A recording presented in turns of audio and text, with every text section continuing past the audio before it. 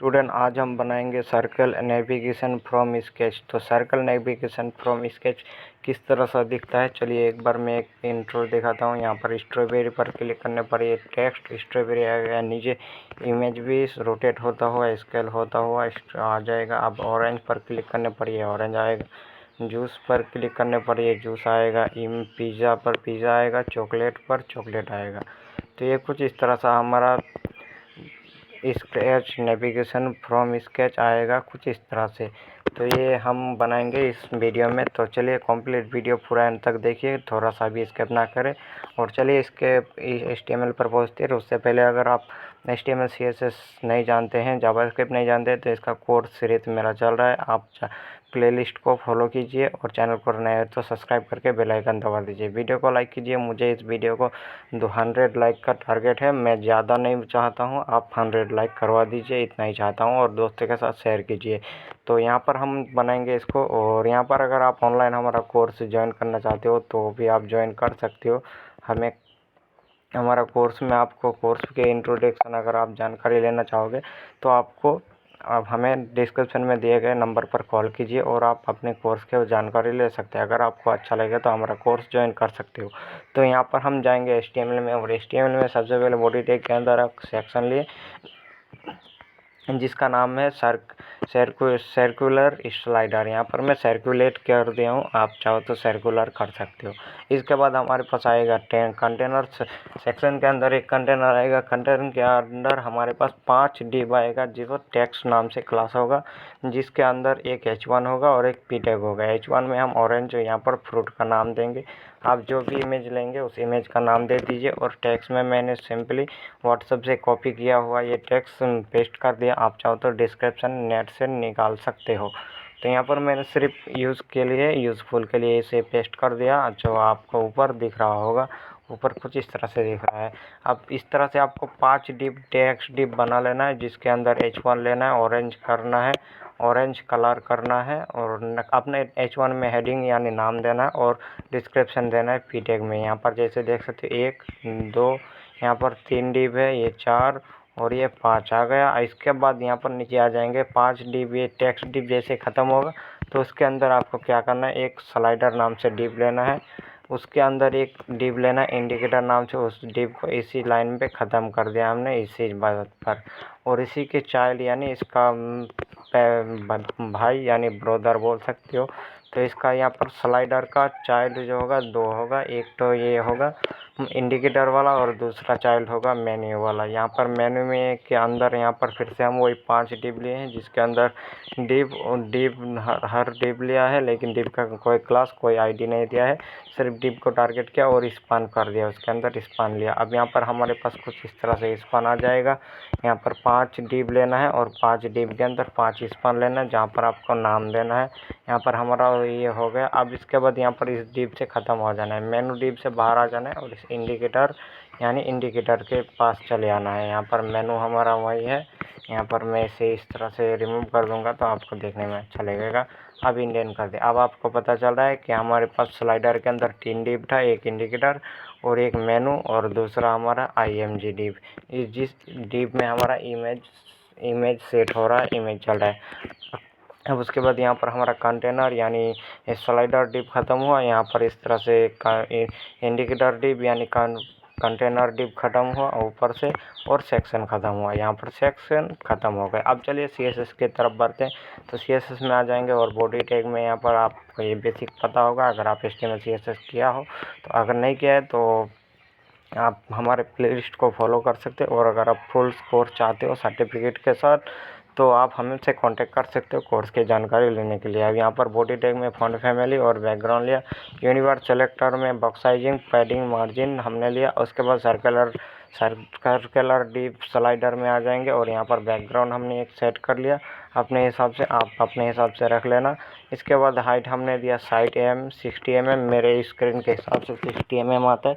आप अपने इस स्क्रीन के हिसाब से देख लेना, जो ये हाइट होगा ये इसी हाइट से हमारा यहाँ पर जो कंटेनर यानी जो हमारा नेविगेशन है ये सेट हो रहा है, सेट रहेगा कुछ इस तरह से। तो यही हमारा। और उसके बाद पैडिंग दिया हमने 1 em 2 em 0 em 2em। यहाँ पर टॉप से लेफ़्ट से राइट से बॉटम से 0 कर दिया।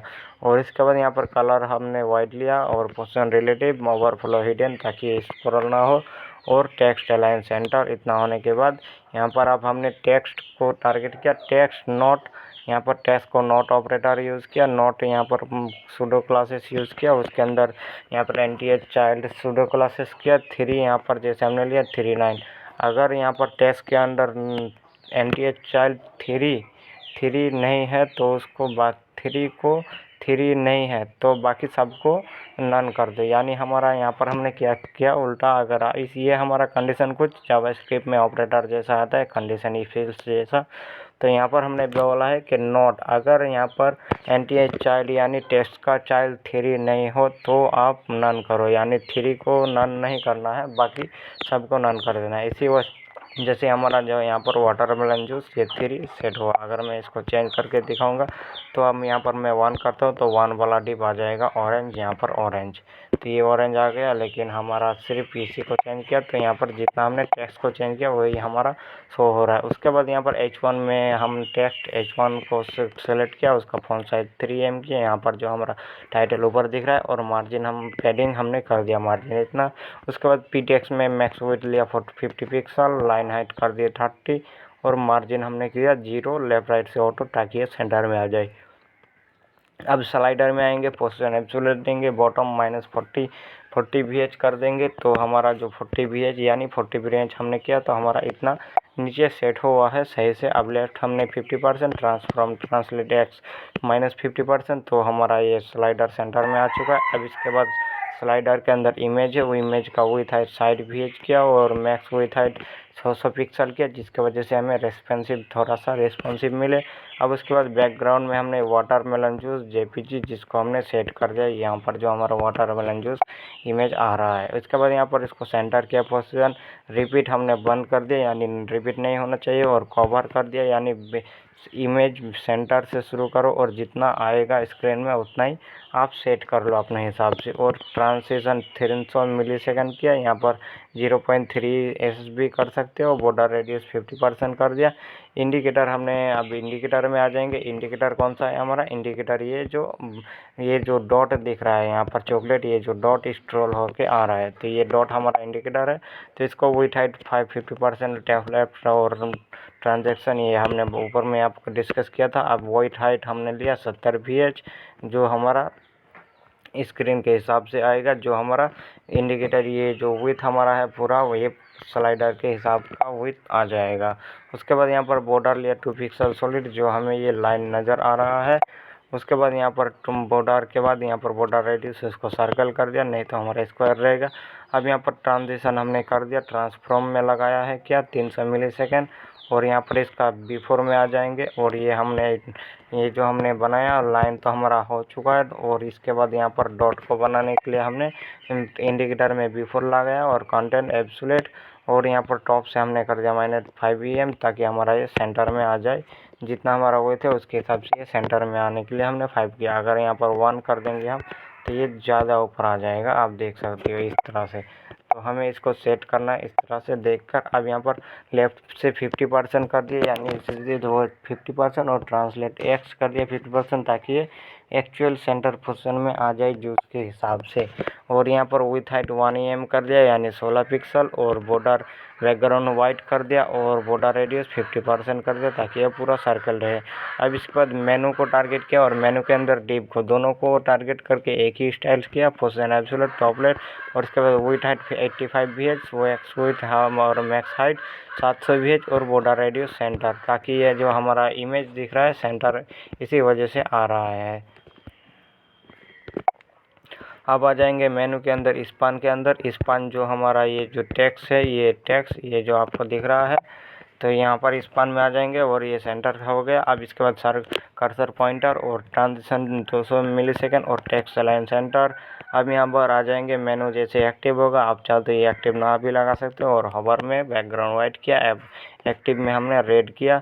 और यहाँ पर आप आ जाएंगे मेनू के अंदर एंटी चाइल्ड 1 2 3 करके सबका ट्रांसलेट हमने कर दिया -50%, यानी 50% टॉप लेफ्ट और 50%। और रोटेट आपको ध्यान देना, रोटेट माइनस पहला रहेगा -35 पिक्सल। आपके हिसाब से आपके स्क्रीन में आप देख लो आपका कितना विड्थ है और कितना विड्थ के हिसाब से कितना सेट होना है, उसी हिसाब से आपको सेट करना है। इसके बाद रोटेट हमने कर दिया, यहाँ पर सेकंड डिव को 20 -20, थर्ड को यानी सेंटर पोजीशन में आना है इसलिए 0, और फोर्थ को हमने किया 20 और ये 35, यानी यहाँ पर पहले दो को माइनस में 3 नंबर को 0 कर दिया और उसके हिसाब से उसको 4 5 यानी उसके आगे राइट साइड में जाना है। तो यहाँ से हमारा CSS ख़त्म होता है। अब जावास्क्रिप्ट की तरफ बढ़ते हैं। तो यहाँ पर हमने स्लाइडर को, इमेज को, इंडिकेटर को, मेनू आइटम को और डिस्क्रिप्शन को टारगेट किया। मेनू आइटम कौन सा है, यहाँ पर हमारा मेनू है, तो ये हमारा हो गया मेनू आइटम। और मेनू आइटम में आ गए। अब डिस्क्रिप्शन जो हमारा टेक्स्ट दिख रहा है, और स्लाइडर आपको जो पूरा कंटेनर दिख रहा है। उसके बाद इमेज जो यहाँ पर आपको IMG दिख रहा है। और इसके बाद यहाँ पर आ जाएंगे। अब इनको क्वेरी सेलेक्टर से हमने कॉल कर दिया, सर्कुलर स्लाइडर, यानी पूरा हमारा सेक्शन को टारगेट किया। उसके बाद यहाँ पर क्वेरी सेलेक्टर के अंदर IMG जो हमारा ये है इसको टारगेट किया। अब इसके अंदर इंडिकेटर है, इसके ऊपर जो पेरेंट में यहाँ पर इसका भाई जो है इंडिकेटर, उसको टारगेट किया। और क्वेरी सेलेक्टर L, जितना हमारा मेन्यू के अंदर स्पान है सबको टारगेट कर लिया। स्पान को 5 ही मेन्यू स्पान है। अब टैक्स को भी सेलेक्ट ऑल कर लिया ताकि हमारा 5 टैक्स आ जाए। अब इसके बाद हमने यहाँ पर कॉन्स्ट बनाना है और रोटेशन वैल्यू करना है। मैंने उसको यहाँ पर आपने जो CSS में ऐड किया था वही चीज़ आपको यहाँ पर अप्लाई कर लेना है, एरे में स्टोर कर लेना है। -30 -20 0 20 35 यहाँ पर आ जाएंगे। अब यहाँ पर कलर हमने लिया है, आप अपने हिसाब से कलर सेट कर लेना। आपके इमेज के हिसाब से आपका इमेज किस तरह के कलर का है और उसमें कौन सा कलर सेट होगा ये आपको बना लेना है। तो यहाँ पर हमने सर्कल रेडियल बना लिया है। 5 भी इमेज के लिए 5 बैकग्राउंड क्रिएट कर लिया। अब यहाँ पर कॉस्ट इमेज, ये हमने जो कलर लिया इसको हम सेट करेंगे इस स्लाइडर यानी हमारा सेक्शन में। और यहाँ पर आ जाएंगे इमेज में हमारे पास जो इमेज था वो मैंने इमेज का नाम स्टोर कर लिया। JPG था ना PNG था। और आपको यहाँ पर क्या कर लेना, आपको पूछा भी इमेज JPG हो तो JPG, PNG तो PNG, अगर आप जिप कह लेते हो तो जिप। 5 इमेज एक ही एक्सटेंशन का लेना, जैसे आपको मैं दिखाऊंगा। तो यहाँ पर जैसे मैंने 5 इमेज को JPG करके लिया। आप चाहो तो एक ही टाइप के इमेज ले सकते हो। अगर आप अलग अलग टाइप के इमेज लोगे तो यहाँ पर आपको वो भी JPEG PNG इस तरह से डिफाइन कर लेना है। और यहाँ पर अब यहाँ पर आइटम इंडेक्स के नाम से एक वेरिएबल बनाना है जहाँ पर आपको 2 रखना है। मैंने यहाँ पर 2 रखा। यहाँ पर मैंने टू रखा इसलिए हमारे यहाँ पर जो 2 रखा तो 0 1 और 2। यहाँ पर वाटरमेलन जूस जो हमारा इमेज दिख रहा है उसी को हमने यहाँ पर सेलेक्ट किया। तो यहाँ पर हमारा 3 नंबर इमेज सेलेक्ट हो चुका है। अब यहाँ पर फंक्शन हमने बनाया रोटेट नाम से, जिसके अंदर एक रोटेशन वैल्यू नाम से वेरिएबल इसको स्टोर किया। अब यहाँ पर इमेज में इसको अप्लाई किया, स्टाइल ट्रांसफॉर्म, और रोटेशन वैल्यू को हमने डिग्री, रोटेशन वैल्यू जो हमारा आएगा, ये रोटेशन वैल्यू कहाँ से आएगा, इस जगह से आएगा। और इस वैल्यू को हमने डिग्री में स्टोर कर लिया। कहाँ पर, इस इमेज में, जो हमारा इमेज है। तो यहाँ पर इमेज है। अब इंडिकेटर को भी स्टाइल कर लिया इस तरह से, लेफ्ट राइट को हमें 0 चाहिए। और यहाँ पर भी रोटेशन वैल्यू के साथ डिग्री को सेट कर लिया, जो हमारा ये डिग्री आएगा उसी के हिसाब से। और यहाँ पर हमारा ख़त्म होता है। अब मेनू आइटम में हमने फॉर ईच लगाया, आइटम में स्टोर कर लिया जितने हमारा इमेज मेनू था, यानी जितने हमारा स्पान था उसको हमने स्टोर कर लिया इस आइटम में एक एक करके। अब यहाँ पर एक आई नाम से भी इंडेक्स ले लिया।